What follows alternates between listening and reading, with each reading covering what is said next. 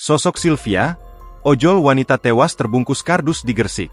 Sosok mayat ditemukan terbungkus kardus di Gresik, Jawa Timur, Minggu 27 Juli 2025. Mayat terbungkus kardus dan plastik itu ditemukan di tepi Jalan Karangandong, Kedamean, Gresik.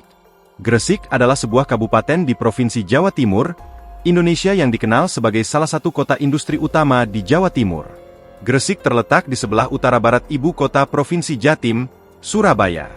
Mayat yang sempat menghebohkan warga itu ditemukan tergeletak di rerumputan, terbungkus rapi dengan plastik dan kardus, serta diikat menggunakan tali rafia.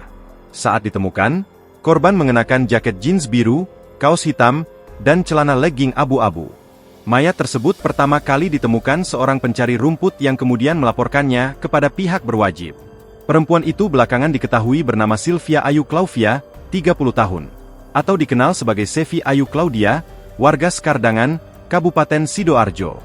Dia merupakan perempuan ojol atau ojek online yang biasa beroperasi di wilayah Surabaya Sidoarjo. Dugaan awal, Sevi menjadi korban pembunuhan berencana. Polisi tak menemukan kendaraan dan HP korban. Selain itu, ditemukan luka di kepala, diduga jadi penyebab kematiannya. Download Tribun X sekarang, menghadirkan lokal menjadi Indonesia.